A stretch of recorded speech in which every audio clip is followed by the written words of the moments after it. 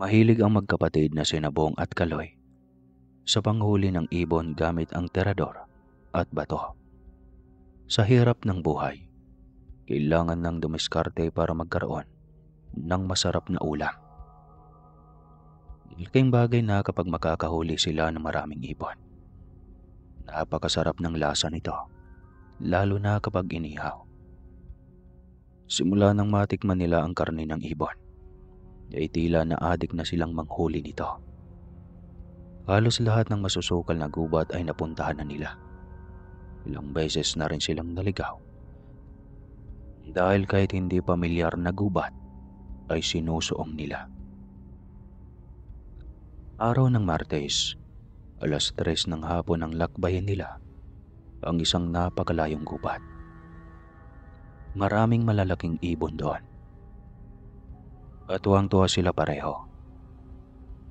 Dahil tiyak na marami na naman silang mahuhuli sa araw na iyon. Sa galing ni Bong sa paghawak ng terador, tiyak kaunti lang ang sablay at madalas ay natatamaan ito. Marami nga ang kanilang huli at isa sa mga ito ang kapansin-pansin at kakaiba sa lahat. Kulay pa lang ng balahibo nito at laki ay masasabi nilang ibang uri ito ng ibon. Noon lang nila ito nakita, simula nung maadik sila sa panghuhuli ng ibon. Ano kayang uri ng ibon ito? Kakaiba. Sayang nito, ang ganda sanang alagaan. Puna ni Kaloy. Hayaan mo na, malaki ang karne nito kaya tiyak na mapapasarap ang inuman natin mamaya.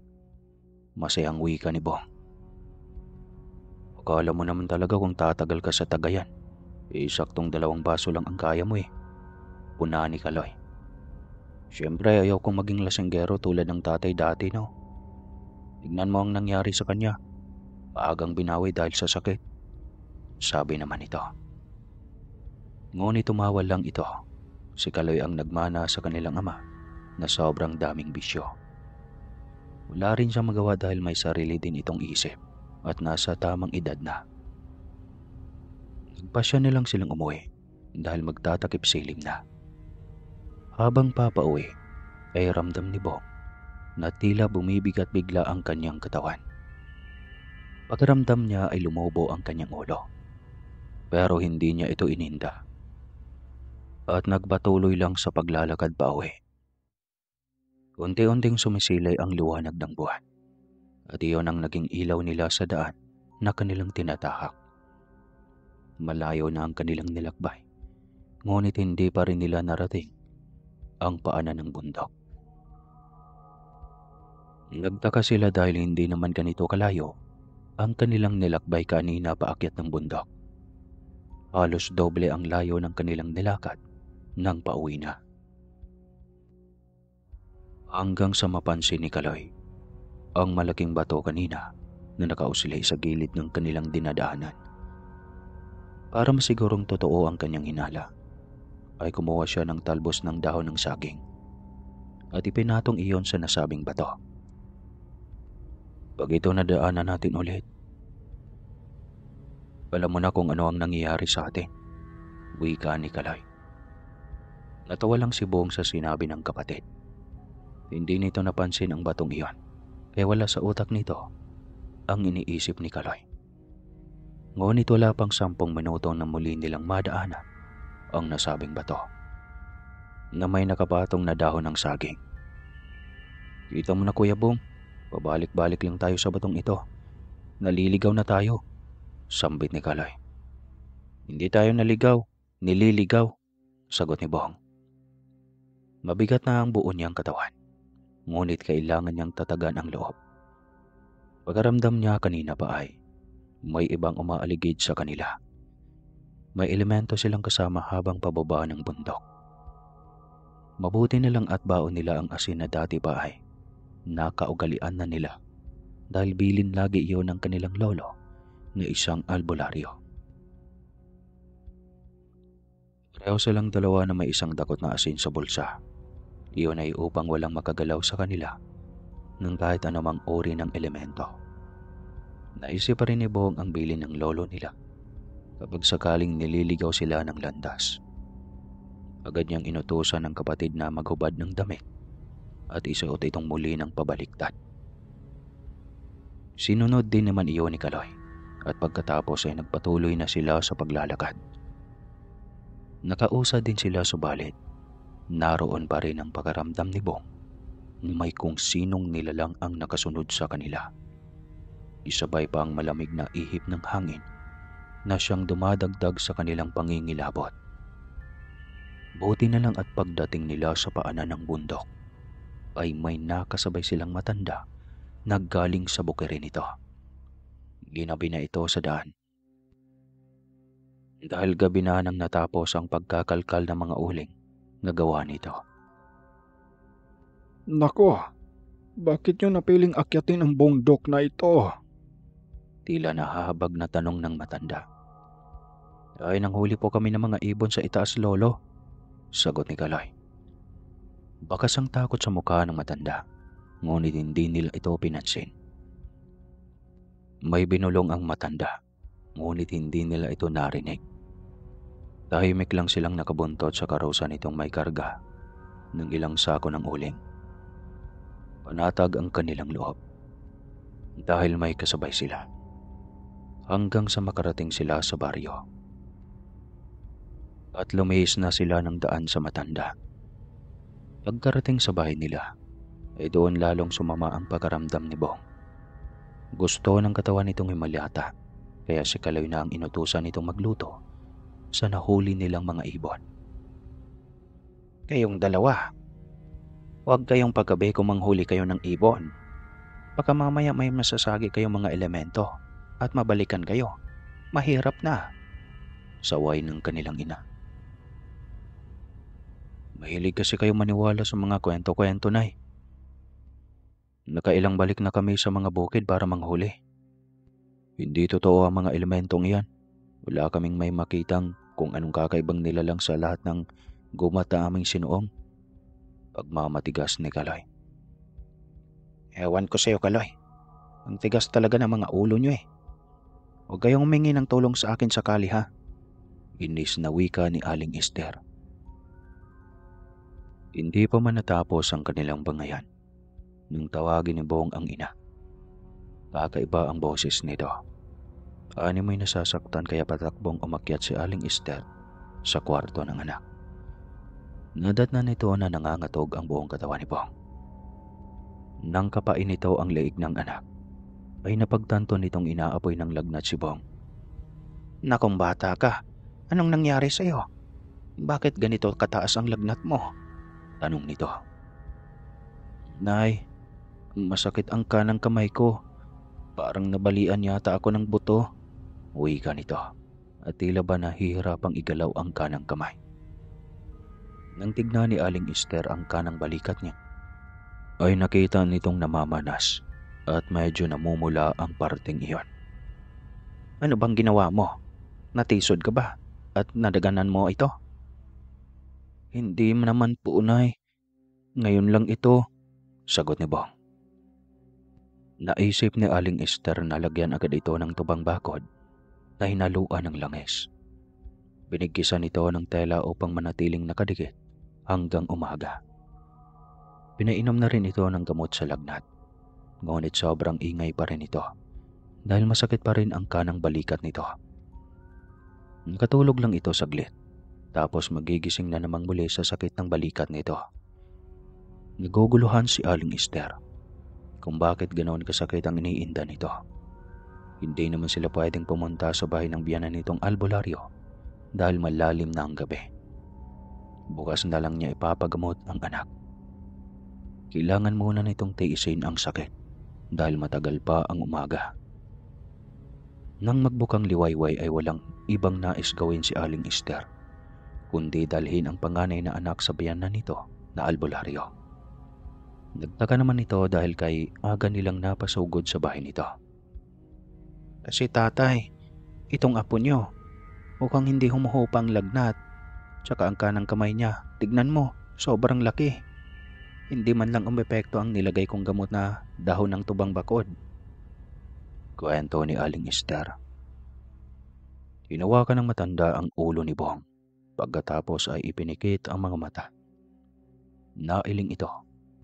Tsaka sinabi na dalitan ang elementong nagawa nito ng atraso. Ano po ang ibig niyong sabihin, tatay? Tanong ni Aling Esther. May napatay si Bong na alaga ng engkanto. Iyon ang dahilan kung bakit nagkaganyan ang balikat niya. Diretsong sagot ng matanda. Tay Esteban naman, paano naman siya nakapatay ng alaga ng engkanto? Kunot noong tanong ng ginang sa kanyang biyanan. Yun nga ang lagi kong pinapaalala dati sa mga anak mo. Sinabi ko sa kanila na tigilan ang panghuhuli ng ibon. Dahil hindi lahat ng mga iyon ay normal na ibon lang. Maraming nakahilobilong ibon sa gubat na alaga ng mga engkanto. Ang tigas din ng ulo eh. Ayan, pinarusahan na ng elemento. Alam mo bang mahirap kontrahin iyan? Naiyak si Aling Esther sa sinabi ng biyanan. Maging siya naman ay hindi tumigil sa pagpapangaral sa mga ito. Ngunit sadyang matigas ang ulo ng mga ito. Tay, tulungan mo naman akong makipagkasundo sa engkanto na iyon. Baka pwedeng mag-alay lang ng kung paano gagaling lang si Buong. Pagmamakaawa ni Aling Esther. Hintayin natin ang 3 araw. Iwanan mo dito sa bahay ko si Bong. Ako ang makipag-usap sa elementong ito. Nabunutan ng tinik sa dibdib si Aling Esther. Ngunit pinaalala ni Lolo Esteban na hindi niya maipangako na mapakiusapan niya at makasundo niya ang nasabing elemento. Tiwala si Aling Esther na kayang paamuin ng biyanan ang nasabing elemento. Kung naging kaibigan nga nito ang isang masungit ng kapre, iyon pa kayang engkanto. Ngunit kabado pa rin siya dahil sa kalagayan ni Bong. Nakapikit lang ang mga mata nito at hindi makagalaw ang kanang kamay. Tila ba sobra ang galit ng elemento sa binata at gano'n na lang kabigat ang ipinataw na parusa kay Bong. Ilang mga elementong kaibigan ni Lolo Esteban ang tumulong para makipag-ugnayan sa nasabing elemento. Napag-alaman nila na isang dalagang engkantada ang may-ari ng alagang ibon at sobrang mahal nito ang napatay nilang alaga nito. Mabait na uri ng engkanto ang dalaga, ngunit dahil sa kapahangasan nila ay kailangan nitong patawan ng parusa ang ginawa ng binata upang hindi na lalong mamihasa ang mga katulad ni Bong sa mga alaga na tahimik na naninirahan sa tahimik na kalikasan. Nagmakaawa ng todo si Lolo Esteban sa engkantada para sa buhay ng kanyang apo, na dahil may mabuti pa ring puso ang nilalang, ay nakipagkasundo ito sa matanda. Pagagalingin ko ang iyong apo sa isang kondisyon, Lolo Esteban, saad ng engkantada. Nakahanda ako sa anumang kapalit na ihilingin mo, aking kaibigan, sagot ng matanda. Oras na gumaling ang iyong apo, kailangan niyang pumayag na ang katawan niya ang gagamitin ng aking kasintahang engkanto. Umpisa nito. Anong gagawin niyo sa katawan ni Bong? Wala naman siyang gagawin. Sasanib lang sa kanyang katawan ang aking irog. Katawan niya ang gagamitin. Gusto niyang makatulong sa mga tao. Maganda naman pala ang hangarin ng iyong nobyo. Walang magiging problema. Di maging magaling din namang gagamot ang apo ko niyan. Hindi lang basta manggagamot, dahil pag-oopera ang kanilang misyon. Ang hindi kayang paggagalingin ng doktor ay kayang gumaling sa bisa ng kapangyarihan ni Hosea, saad ng engkantada. Ang tinutukoy nito ay ang kasintahang doktor ng mga engkanto. Tinupad ng nilalang ang pangako nitong pagalingin si Bong. Tila pinahid lang ang lahat dahil sa isang iglap lang ay nawala ang pamamaga ng kamay ng binata. Maayos na niya itong naigalaw. Salamat sa paggamot mo sa akin, Lolo Esteban. Grabe ang tindi ng sakit ha. Hindi ko man lang alam kung bakit biglang naggaganon ang kamay ko. Ani Bong. May kapalit ang paggaling ng iyong kamay, iho. Sambit ng matanda. Kapalit? Oo, dahil isang engkanto ang nagawan mo ng atraso. Wika pa nito. Kwento ng matanda ang lahat at tahimik lang si Bong habang nakikinig sa kanyang lolo. Hindi siya makapaniwala na ganoon ang nangyari. Ngunit tapos na at nakagawa na siya ng atraso sa mga ito na kailangan niyang pagbayaran. Sige lo, papayag na akong gamitin nila ang aking katawan, desidido niyang sagot. Simula noon ay unti-unti siyang nakilala sa kanilang baryo na isang manggagamot. Marami ang nagsabi na namana niya iyon sa kanyang lolo Esteban na isang magaling na albularyo. Ang hindi alam ng mga ito ay may isang nilalang sa kanyang likod na siyang pinanggagalingan ng kanyang galing sa panggagamot ng malulubhang sakit. May mga pagkakataong nilalakbay nila ang kahabaan ng kalsada sakay sa magarbong kotse ng engkantong ito at nakakarating sila sa kung saang lugar. Iyon ang misyon ng engkanto na sumasanib sa kanya. Ang mag-ikot at minsan ay pumapasok pa ng ospital para manggamot. Araw ng Martes at Biyernes ay hindi niya pag-aari ang kanyang katawan. Iyon ang araw ng misyon ni Hosea sa mundo nila.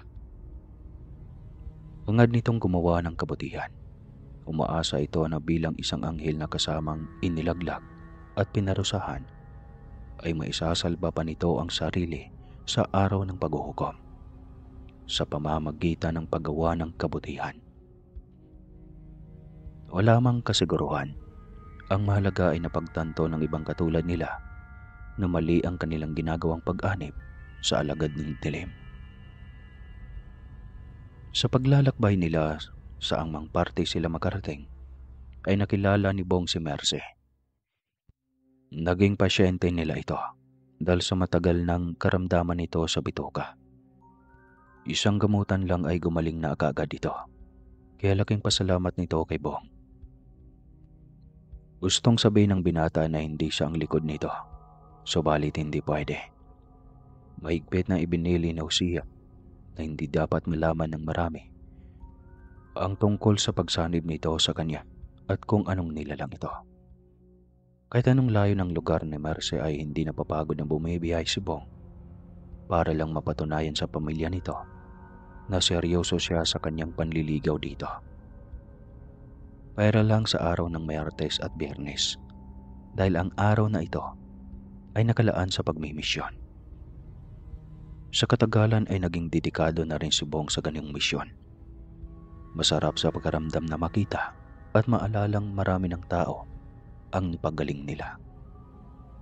Nakita din ni Hosea ang dedikasyon niya, kaya natuwa ito. Isang araw ay ibinigay na nito ng tuluyan sa kanya ang kapangyarihan sa panggagamot. Hindi na nito kailangang sumanib pa sa kanyang katawan. Bihasa na siya sa ilang taon niyang pagganap ng ganoon kasensitibong bagay. Sobrang tuwa niya, kahit nakakalungkot na hindi na niya ito makakasama pa.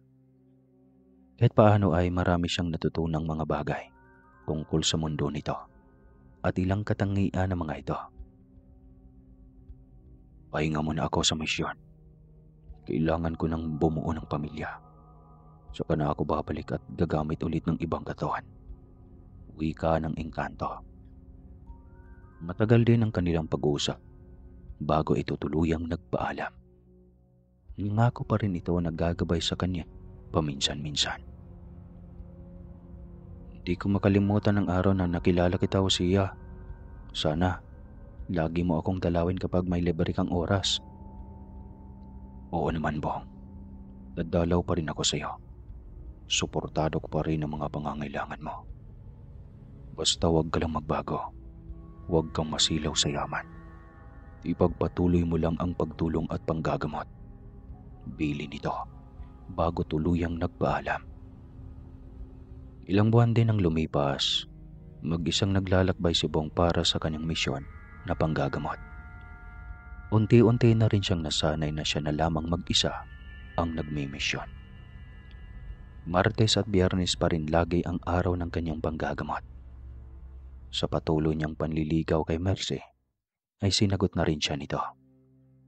Natutuwa ang kanyang nanay dahil sa bukod sa nakakatulong siya sa maraming tao, ay ramdam ni Aling Esther ang paggaan ng kanilang buhay simula noong naging manggagamot na si Bong. Si Lolo Esteban ay patuloy pa rin ang panggagamot. Bihira na lang makabisita si Bong sa kanyang lolo. Ngunit lagi naman niyang sinusiguro na may maipadala siyang pagkain at gamit pangbahay at personal nito. Mahigpit niyang ipinagbawal sa kanyang lolo ang pagtanggap ng pera mula sa mga nagpapagamot. Kahit pisong tuling ay ayaw na niyang tumanggap pa ito. Dahil bawat bayad ng isang nagpapagamot ay kabawasan sa nalalabing araw nila sa mundo bilang manggagamot. Gaya ng pangako ni Hosea, hindi sila nito pinabayaan sa kanilang kailangang pinansyal. Hindi rin sila namuhay ng marangya. Simpleng buhay pa rin gaya ng kanilang kinagisnan. Hindi naman kailangan maging marangya. Ang pagtulong sa mga nangangailangan ay isang maituturing na yaman ng kanilang ligasiya.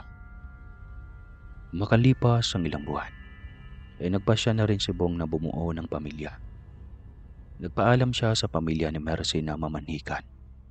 Walang pagtutol ang pamilya ng dalaga, kaya minabadali na niya ang araw ng kasal. Pumayag si Mercy na sa kanila manirahan pagkatapos ng kanilang kasal. Akala ni Bong ay maging masaya at kompleto na ang kanyang buhay dahil nakasama na niya ang babaeng magbibigay sa kanya ng mga anak na siyang kokompleto sa kanilang pamilya. Ngunit unang araw pa lang ay dismayado na ito nang makita ang kanilang bahay. "Ito ang bahay niyo?" Gulat na tanong nito. "Oo, Mercy. Bakit? Ano ba ang inaasahan mo?" "Akala ko ba malaki ang bahay mo dahil nakasakay ka sa magarang kotse. Mahirap ka lang pala." Biglang nanliit si Bong sa naging sumbat ng asawa. Kasalanan din yata niya dahil hindi niya ito ipinakilala at dinala sa kanilang bahay noong magkasintahan pa lang sila. Kung dismayado ito ay mas lalo naman siya dahil hindi pag-ibig ang dahilan kung bakit siya nito pinakasalan, kundi inakala nito na isa siyang mayaman. "Mercy, kung totoong mahal mo ako ay hindi mo titignan kung ano ang sitwasyon ng aming bahay. Kaya naman kitang buhayin. Kaya kong ibigay sa iyo ang lahat ng pangangailangan mo." Aniya dito. "At saka ang kotse na iyan na gamit ko sa pagmimisyon ay bigay sa akin ng isang kaibigan. Hindi ba dapat proud ka sa akin dahil marami akong napagaling na mga mahihirap?" Tanong niya rito. Ngunit tahimik lang ito habang nakasimangot. Inintindi na lamang ni Bong ang asawa. Matatanggap din ito ang kanyang estado sa buhay. Patuloy siyang nagmimisyon at naiiwan lagi ito sa bahay. Kasama ang kanyang ina na si Aling Esther. Noong mga panahong iyon din ay si Kaloy ay nagtatrabaho sa lungsod. Bihira lang itong kung umuwi. Lagi itong nagtatago sa loob ng kwarto, kaya nagtaka si Aling Esther. Lagi nitong tinatawag si Mercy sa loob upang i-check kung ayos lang ito. Ngunit laking gulat ni Aling Esther nang mapagtanto ang kakaibang ugali ng kanyang hipag. "Hayaan mo na nga ako dito. Istorbo ka." Galit na singal nito. Hindi nakakibo ang ginang sa gulat. Sumama ang kanyang loob. Dahil ang hindi niya naranasan sa kanyang anak ay naranasan niya sa hipag. Nakakauwi pa lang sa bahay nila. Hindi akalain ni Aling Esther na ganon siya tatatuhin ito bilang biyanan. Dahil doon ay pinabayaan na lamang ito ni Aling Esther. Hindi na niya ito pinapakialaman pa kung kakain man ito o hindi. Nakatulog si Aling Esther habang nakahiga sa kanyang kama na gawa sa kawayan. Nakatulugan na niya ang kanyang sama ng loob at nagising siya na nandyan na si Bong na kanyang anak. Tinanong siya nito kung nakakain na ba ang asawa nito. Hindi naman nagtutubiling sumagot si Aling Esther. "Huwag mo na akong tanungin tungkol sa asawa mong maldita, Bong. Ngayon pa lang sasabihin ko na sa iyo Mabigat ang loob ko sa asawa mo. Walang respeto at walang modo. Diretsong wika ni Aling Esther. Narinig lahat iyon ni Mercy na palabas noon sa kanilang kwarto. Ganoon? Mabigat din ang loob ko sa inyo. Di patas lang. Pabalang na sagot nito. Nagulat si Bong dahil hindi niya akalaing ganito tratuhin ng kanyang asawa ang kanyang ina. Akala niya ay sa kanya lang itong magsusungit. Ngunit pati rin pala sa kanyang ina ay wala itong respeto. Mong ginaganyan ng nanay mahal. Hindi ko minsan man pinagtaasan ng boses ang nanay ha. Saway niya rito. Ngunit mas lalo pa itong nagalit. Tinalikuran lamang sila nito at pabalang na isinara ang pinto ng kanilang kwarto. Pagkatapos pumasok. Humingi ng paumanin si Bong sa ina. Nagsinungaling pa siya para pagtakban ang asawa. Galit kasi siya sa akin ay dahil nagsinungaling ako sa kanya. Nagpanggap akong mayaman para mahalin niya. Kaya ganito na lang ang galit niya ngayon. Nako naman Bong, bakit mo naman ginawa ang bagay na yon? Buti hindi kanya hiniwalayan. Nanlomo si Aling Esther. Ang hindi alam nito ay pinagtatakpan lamang ni Bong ang kanyang asawa. Pero siguro nga ay parang nagpanggap na rin siya. Kasi hindi niya muna ipinakita kay Mercy ang totoong estado ng kanyang buhay bago nagpakasal dito. Ang tanging nakikita nito ay ang lagi niyang minamanehong kotse na siyang bigay lang din noon ni Hosea.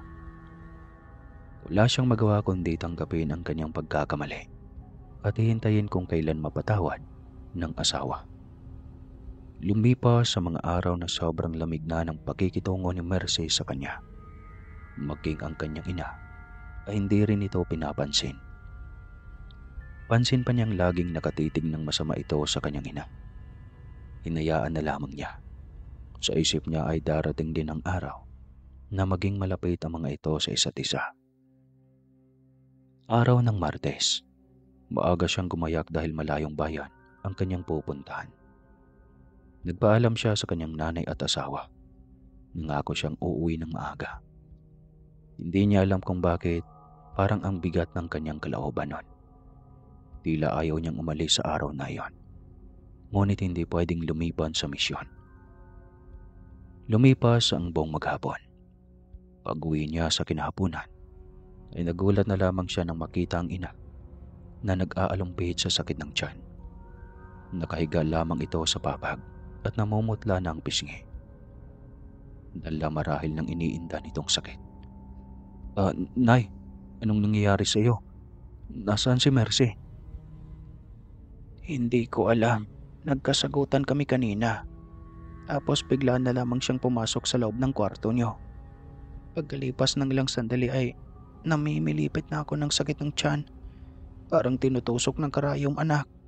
Kwento nito. Sinubukan ni Bong na alamin kung ano ang dahilan ng pagsakit ng tiyan ng ina. Pinikin nito ang mga mata. At ginamit ang kapangyarihan na bigay noon ni Hosea. Ganoon na lamang ang gulat niya nang mapagtantong ang asawa nga ang may kagagawa ng sakit na dinaranas ng kanyang ina. Umusbong ang galit sa kanyang puso. Tiniis niya lahat, subalit ang hamakin ng buhay ng kanyang ina ay hindi niya mapayagan. Galit na galit siyang pumasok sa kanilang kwarto para sumbatan ng asawa. Nakahiga lang ito na animoy isang inosente na walang may ginawang pagkakamali sa kanyang ina. Tumayo ka dyan, Mercy. Pagalingin mo ang nanay. Huwag mong hayaan na ako ang gagawa ng bagay na iyan dahil tiyak na babalik sa iyo ang lahat ng sakit na pinaranas mo sa kanya. Matigas na utos niya rito. Wala akong alam sa sinasabi mo. Sige nga, subukan mong gawin iyon sa akin. Matigas pa rin itong sagot. Minsan lang akong magalit, Mercy.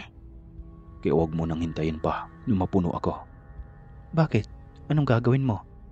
Sige nga, magsusukatan tayo. Sampit nito. At walang magawa si Bong kundi iwanan ito.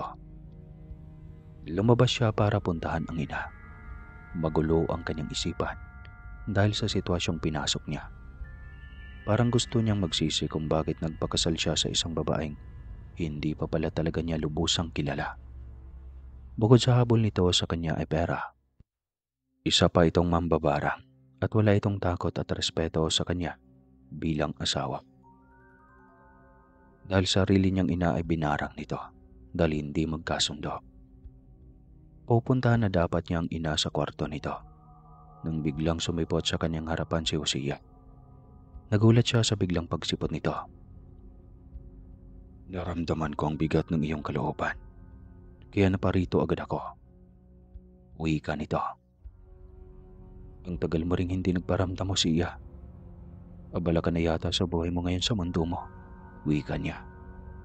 Parang ganun na nga. May maliit kaming anak na kambal, kaya naging abala ako sa buhay pamilya.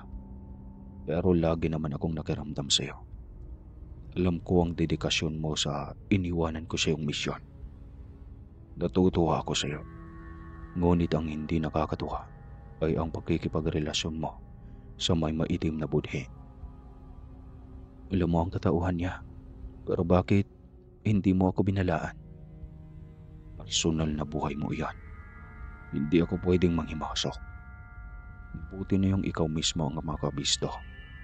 At ngayong alam mo na, nandito ako para tulungan ka. Kung ano man ang maging pasya mo. Lumakas ang kanyang loob dahil sa narinig mula kay Hosea. Alam niyang limitado lang ang kapangyarihan na taglay niya dahil sa panggagamot lamang iyon nakalaan. Pero ang supili ng maitim na kapangyarihan na taglay ni Mercy ay hindi niya sigurado kung kaya niyang labanan o supilin. Ngunit dahil nariyan si Hosea, alam niyang malulupig nila ang kapangyarihan ni Mercy. Handa na siyang patayin ang kanyang puso.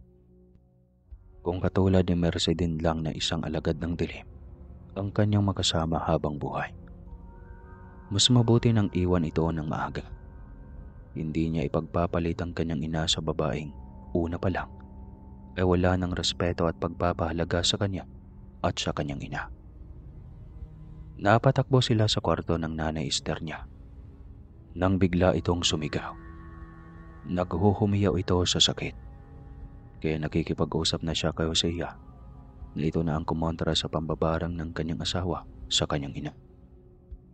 Agad din namang itinapat ni Hosea ang kanyang kamay sa tiyan ni Aling Esther. Hindi na ito nag-aalangan pa na gamitin ang pinakamalakas na kapangyarihang taglay.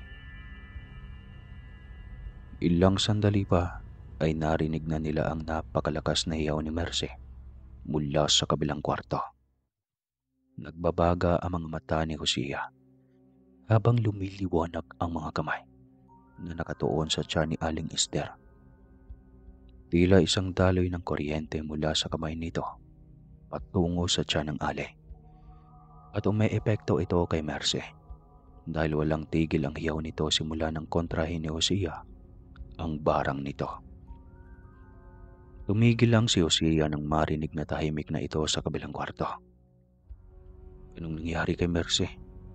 Tanong ni Bong. Kahit paano ay nag-aalala pa rin siya dito. Nawalan lang ng malay iyon. Huwag ka nang padala sa awa ng babaeng iyon, Bong. Gagawa niyang patayin ang nanay mo ngayon. Gawin lang din niya ulit pagdating ng araw. Maging ikaw ay kaya niyang patayin kung gustuhin niya. Kaya huwag ka nang maawa sa kanya. Kaawaan mo ang nanay mo at ang sarili mo. Tumangaw lang siya sa sinabi ng engkanto. Iyon din ang sumagi sa kanyang utak. Ayaw niya sa babae na walang respeto sa kanyang ina. Gayong ina niya ito. Kung kasama nila si Keloy, tiyak na hindi rin iyon boto sa kanyang napiling asawa. Kaso nasa lungsod na ito na perme dahil sa nagtatrabaho at nag-aaral ito ng kolehiyo. Lagi itong abala dahil scholar ito ng gobyerno at sa gabi naman ay nagtatrabaho. Isa rin sana sa rason kung bakit nagmadali siyang mag-asawa ay upang may pagkasama ang kanyang ina sa bahay tuwing nasa misyon siya. Ngunit minalas namang nakatagpo siya ng isang babaeng lahat ng kasamaan ay taglay nito. Huwag ka nang malungkot. Kaya mo yan. wika ni Hosea. Ilang sandali pa ay lumabas si Mercy mula sa kwarto. Hindi na niya ito sinalubong dahil alam niyang galit ito sa kanya. Alam niyang umpisa pa lang ay hindi naman talaga siya nito minahal dahil ang habol lamang nito ay ang karangyaan. Ayop ka, Bong. Pagbabayaran mong ginawa mo. Sigaw nito. Pagkatapos ay biglang humalakhak. Kitang-kita nilang biglang pag-itim na mga mata ni Mercy. Itinaas nito ang dalawang kamay na may hawak na manika at karayom. Hindi inasahan ni Bong na siya ang punteriya nito. Kaya naghuhumiyaw siya sa sakit ng biglang tusukin ito ng karayom ang ulo ng manika. Mabuti na lang at mabilis na kumilaw si Hosea. Gamit ang kapangyarihan nito ay hinatak nito ang manika gamit ang napakalakas na enerhiya na lumalabas mula sa kanyang kamay. Hinigop niyo ng manika hanggang sa mapunta iyon sa kamay ni Hosea. May nakadagit iyon na litrato at buhok ni Bong. Sa galit ni Mercy ay isinama na nito si Hosea. May inusal ito na pangpahina kay Hosea. Nang maramdaman iyon ng engkanto, ay agad itong lumaban. Kapangyarihan laban sa maitim na kapangyarihan. Nagbabaga ang mga mata ni Hosea sa sobrang galit. Inilabas na nito lahat ng lakas, kaya kita ang panghihina ni Mercy. Hindi tumatalab sa katawan ng engkanto ang anumang orasyon na sasambitin ng babaeng mambabarang. Nanghihina na ito ng sobra at mas lalo pa itong nanghihina kapag naglalabas ito ng kapangyarihan sa pamamagitan ng panalangin Latin. Huwag ka nang mag-asaya ng enerhiya, babae. Alalahanin mo, isa akong immortal. Kaya kahit ano pang sasambitin mo, ay hindi yan tatalab sa katawan ko. Bagkus ay babalik sa iyo yan. Paalala ni Hosea. Mapapatay din kitang demonyo ka. Bulyaw ni Mercy. Umalakhak ng malutong si Hosea habang nakatitig sa kaharap. Nakalimutan mong isamang sarili mo, babaeng mambabarang. Alalahanin mo nang itakwil kami ng Panginoon ay kasama rin ang katulad mong mambabarang. Wala ka ring ligtas sa kadagat-dagatang apoy, babae, sagot ni Hosea. Hindi na ito binigyan pa ng pagkakataon ang kaharap. Ubos lakas na niyang ginamit ang kapangyarihan para patayin ang mambabarang nakaharap bago pa ito mamimiriwisyo ulit. Kitang-kita ni Bong kung paano bumagsak ang katawan ni Mercy sa sahig at ang tuluyang pagkikingisay nito bago tuluyang mapugto ang hininga. Kita pa niya ang paglabas ng itim na usok sa katawan ni Mercy. Papasok iyon sa suot nitong isang kwintas na kulay itim na may maraming bato. Iyon marahil ang pinagkukunan nito ng kapangyarihan sa pambabarang. Nalapit sana dito si Bong, ngunit maagap na pinigil ni Hosea. Huwag mo na, Bong. Baka biglang maisalin sa iyo ang kapangyarihan ng barang, ani Hosea. Hindi na napigil ni Bong ang sarili. Umiyak siya sa harap ni Hosea. Sobrang napamahal na sa kanyang asawa sa kabila ng hindi magandang katangian nito. Ayos lang iyan. Kung kang mingang immortal, nasasaktan emosyonal, kayo pa kaya ng mga tao. Pero isipin mo na wala kang dapat pagsisihan. Dahil kung hindi nangyari sa kanya iyan, hindi lang kayo ang maperwisyo, maraming tao pa. Ang mga magulang niya, sila ang sunod nating misyon. Dahil tulad niya, alam kong mambabaring rin ang mga iyo. Wika ni Hosea. Matapos mailigpit ang katawan ni Mercy, ay nagpaalam na sila para bumiyahe patungo sa lugar ng babae. Binigyan ni Hosea ng karagdagang proteksyon si Bong laban sa kapangyarihan ng barang. Siniguro ng kaibigan niyang engkanto na ligtas siya sakaling magharap na sila. Ayaw sana ni Bong na gawin iyon sa pamilya ni Mercy, ngunit wala siyang magawa Perwisyo ang mga ito sa lipunan, kaya kailangan ng tuldukan ng masasamang gawain ng mga ito. Walang kahirap-hirap nilang sinopel ang mag-asawang babaylan. Napanig sa kasamaan. Kahit malakas ang kapangyarihan na taglay ng mga ito, ay hindi pa rin matumbasan ang kapangyarihan na taglay ng isang engkanto. Pagkatapos ng misyong iyon, ay nagpaalam na ulit si Hosea para bumalik na sa mundo nito.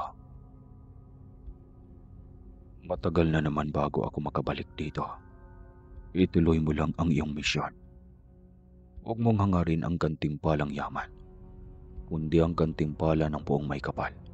Sakaling matapos na ang oras natin dito sa mundo, bilin nito. Umango siya at nagpasalamat sa kaibigan. Gaya ng dati, yun lagi ang bilin nito. At siyang laging tinatatak niya sa kanyang isipan.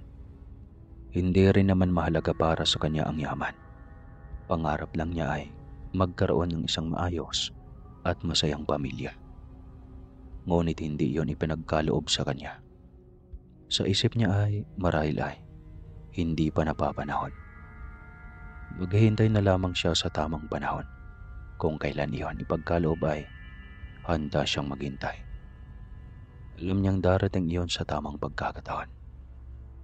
Sana kayong mga nakikinig ay nasumpungan niyo na ang inyong mga kaligayahan o gusto sa buhay.